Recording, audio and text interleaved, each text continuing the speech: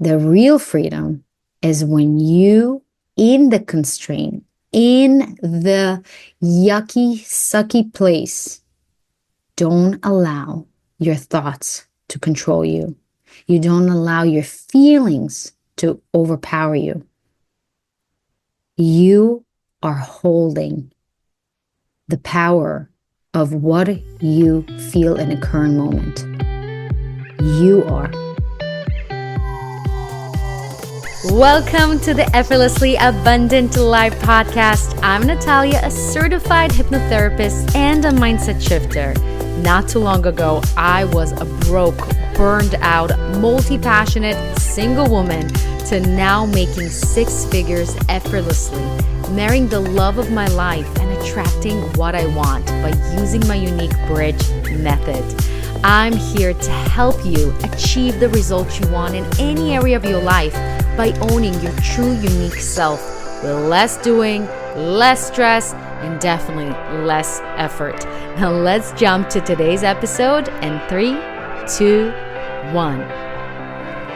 Hello, my loves, and welcome to another episode of Effortlessly Abundant Life. For those who celebrated Passover this weekend, I hope you had a beautiful Passover with your loved ones.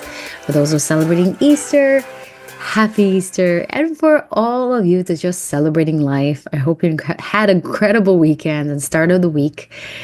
So today, in the kind of celebration of the true new year, because as you know, I truly believe if we look into nature, new year starts right now. As we see the trees are blossoming, as we see nature just waking up, this is where we also wake up. That's where we all, from the kind of like 5 months of embodiment that we all experienced in the past 5 months, now we are opening ourselves up and blossoming to our next version, to our next thing, to our next project, to our next creation. And this is so, so exciting. So today I want to talk to you about one of my highest values. And I know if you're listening to this podcast and this specific episode, you hold this value truly at the top of your list. Freedom. True freedom. And it's so interesting. When you ask an average person, he will tell you he's free. Even if I will ask you, I'll ask you, do you feel free? Maybe some of you are going to say, yeah, but I feel free. Because what we truly think about when we think about freedom is like, okay, I'm not in a cage, I'm not in jail, so I'm free, right? But when we really look into freedom, and when I truly start studying, how are people living their true, best, most fulfilled life? And a lot of them will tell you, well, I'm financially free. I can travel. I can do whatever I want, whenever I want. And that is true freedom. And I don't know about you, but when is the last time when you took a vacation and you were miserable and you felt so trapped in your thoughts, so trapped in your feelings, feeling you're spiraling out of control and feeling you have no desire, or you're like looking around you and it even makes you more upset because you're quote unquote supposed to be happy and you're supposed to be free, but you're surrounded by beauty, but you just feel like absolute shit. It happened to me a lot. That's why I started to understand, like, wait, it's not about location. It's not about the physical things. It's something deeper than that. And when we truly look into society, and I feel like why we hold freedom as the highest value is because we've been trapped into what I call mental slavery for so long, thousands and thousands of years. Because when we really think about this, the second we were born, we have a schedule. We have everything pre-dictated for us. You go to kindergarten or pre-K, you go to your school, you have all these things and assignments you need to do, and you go to high school and you go to college and you get a job and you retire and die, right? Everything is already pre-planned. Everything is already dictated how we should be, how we should feel. And it's just so incredible to see how are we all programmed into what society wants us to be shaped and molded to.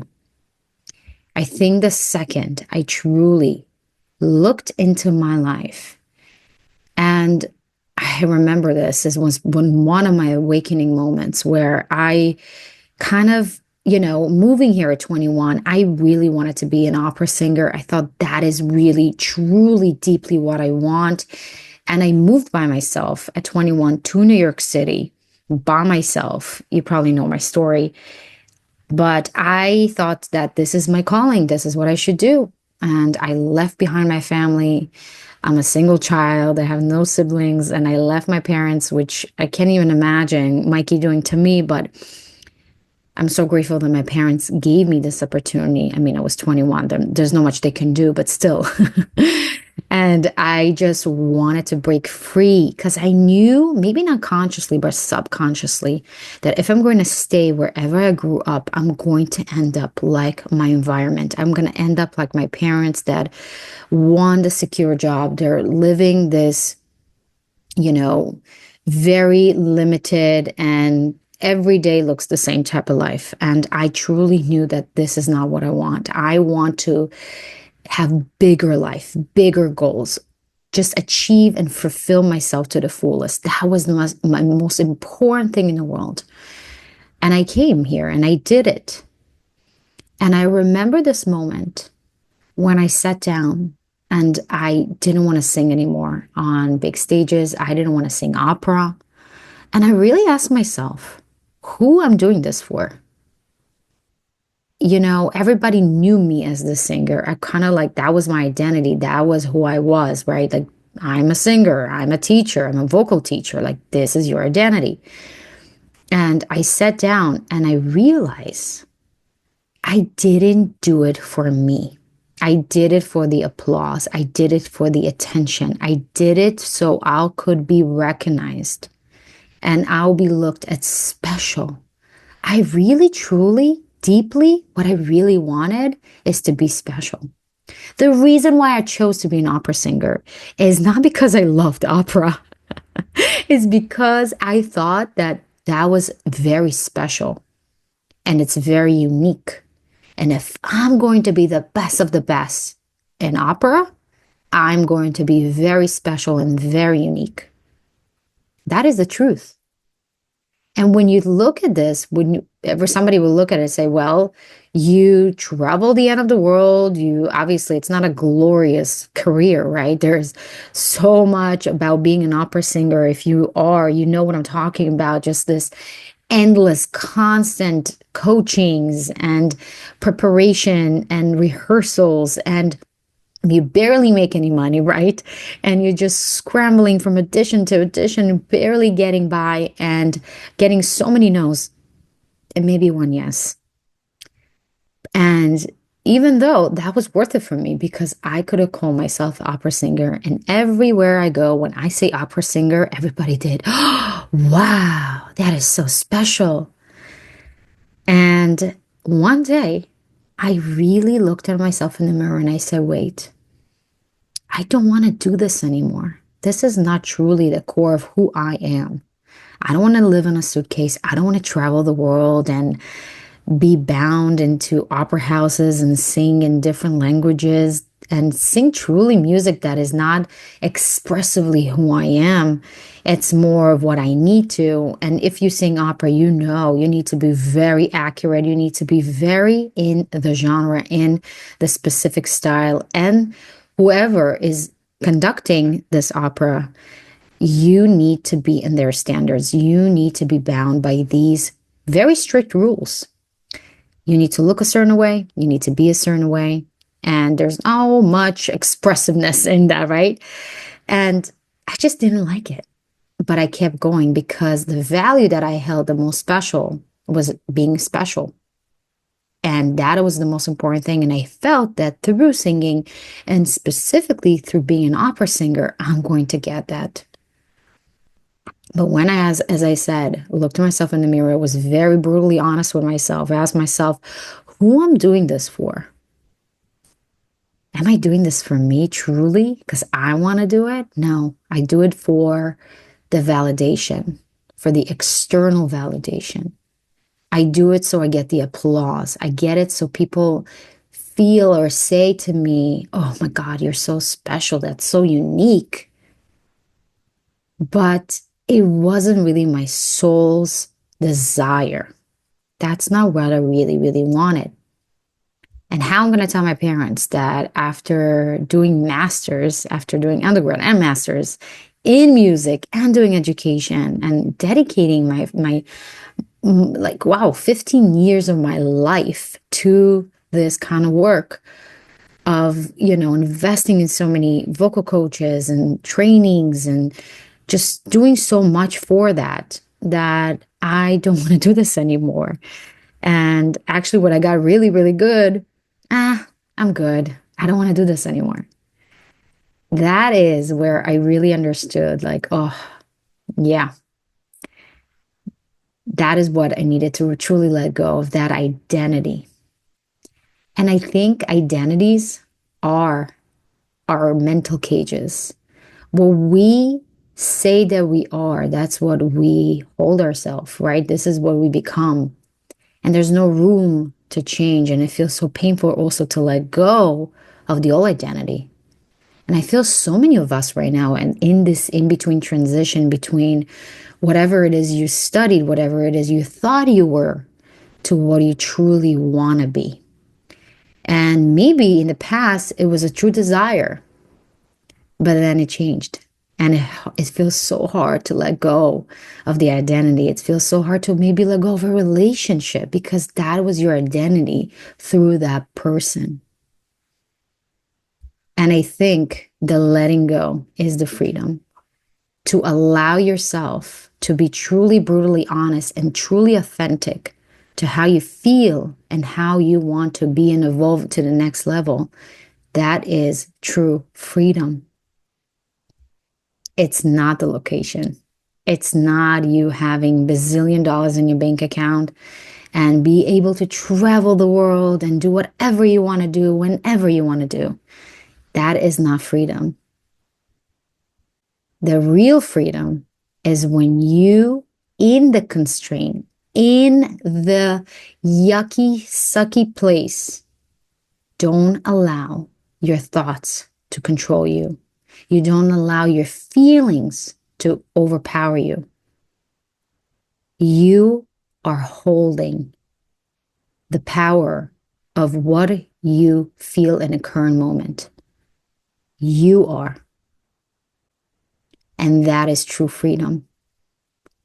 Freedom is to be able to control your current currency through moving your emotions into a better emotion, moving your thoughts gently into a better thoughts, moving yourself slowly, step by step, to your best next feeling. And like I said, it's a muscle. It's a muscle that we train. And once that it becomes days or weeks, transitioning between feeling absolute shit to feeling good, it happens within minutes because your body remembers, because you know, and the more you practice it, the better it becomes. So today I wanted to offer you a different perspective about freedom. To not be sold on this idea that people sell you on Instagram, where they want to sell you this course where they tell you, well, if you're going to have 7 figures in your bank account, and when you're going to be able to travel the world and you're going to be having nothing to wake up for and you don't need an alarm, you are going to be free. That is what the Matrix wants to sell us again. This, again, external thing that we need to aim for. And only when we achieve that, that's where we're free. Real freedom, emotional freedom is coming within you. As you know, everything is a reflection of you. And I don't know about you, I know a lot of rich people and they're nothing but free. Again, there's rich people that are truly mentally, emotionally free, and there are some that are not. Like anything, right? It's not really attached to money, it's attached to the person and their perspective. There's other things with money that comes with it. But all I'm saying, money is not buying you freedom. It really isn't. I can tell you that a child with $0 to their name is more free than a person that has all the money in the world and is sitting there and worrying and being in constant anxiety. There's nothing even to compare, right? So it has nothing to do with money. It all has to do with perception. It all has to do with just being. And what is the quality of your being in this current moment? That's all you have is the current moment. So, what I'm offering to you is 3 simple steps to achieve that kind of freedom. First of all, knowing that whatever it is that you're feeling, it is part of you being a human. Us punishing ourselves or telling ourselves like we're not supposed to feel this way, or come on, like I've been in the self-development world for so long, like I should know better. That is not how we truly achieve freedom. We embrace whatever it is that's coming in because everything is part of our evolution. Everything is part of our contrast. And if we can't truly feel the depth of the despair and just the yuckiness of life that sometimes brings us, we cannot also contain and hold the pleasure of it. So I'm offering first, feel it. Allow yourself to truly feel it, not brush it off, not try to avoid it, not try to numb it. Feel it, breathe into it, sink into it. The second thing is to truly start to alkalining it. Start to release it. Let it go. And the third step is to actually embody the better feeling that you want to feel. So I'm not telling you if you feel deep, deep sadness, suddenly you're going to be in bliss and joy and, jumping up and down. That is not what we want. What we truly want is to achieve the best next feeling that we can hold in this current moment. And the question is also, are you ready to let go of the yucky feeling? Are you ready to let go of the victim mentality? Sometimes that we maybe even enjoy. And so many of us like, yeah, I want to get rid of it. I don't want to feel this way, but deep down, it makes you feel good. It gives you some empowerment. You receive maybe attention from feeling this way, and you're not ready to truly let go. So you're gonna be honest. Like, are you willing to feel good? Are you going to give yourself the gift of feeling good, feeling free, no matter what is happening in your life, no matter what? I'm going to give you a spoiler alert. There's always going to be something to be upset about, something that is not 100%.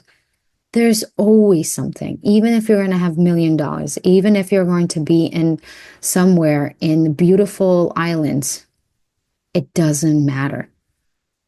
We're not looking to have no reflections or no contrast in our life. That is not what we're looking for. We're looking to have the tools to be able to handle whatever comes in our way.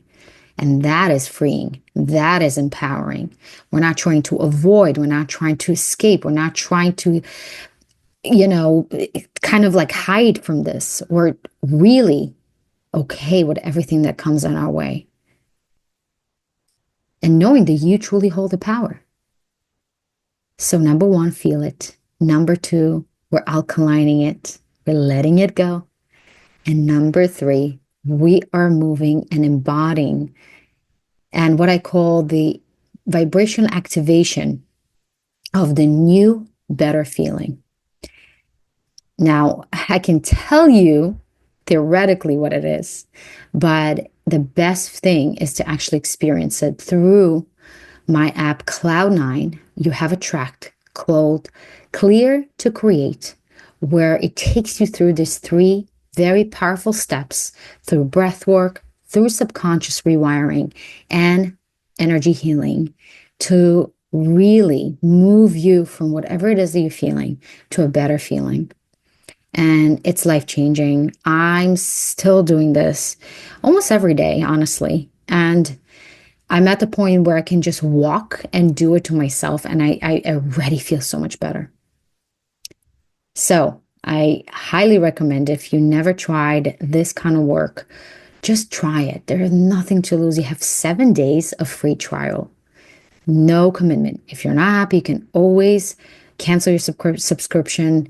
But I'm telling you, to have something, to have tool in your back pocket, as minimum as less than $1 a day, to just hit play and have the tools to move through whatever it is you're moving and exercise your energetic alignment, exercise your mental capability and your emotional capability, and move it always to the best next feeling.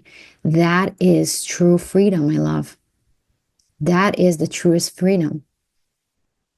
So moving back to my old version that was holding on for the identity of being an opera singer, whenever I gave myself the validation, I gave myself the validation that I am actually very special. And not because I am an opera singer or because I am X, Y, and Z. It's because I am. And when we stop looking for external validation, when we stop seeking from something external than us, even identity, even a job, even a number to your name, a relationship, or clothes, your physical appearance, anything physical that you hold to give you the sense of you are the best of the best and special and unique just because the way you are. I think that is true freedom. Whenever we stop kind of attaching ourselves to any results and we start to truly seeing the value of us just being and existing and seeing the beauty and the uniqueness and just how special we are just by being.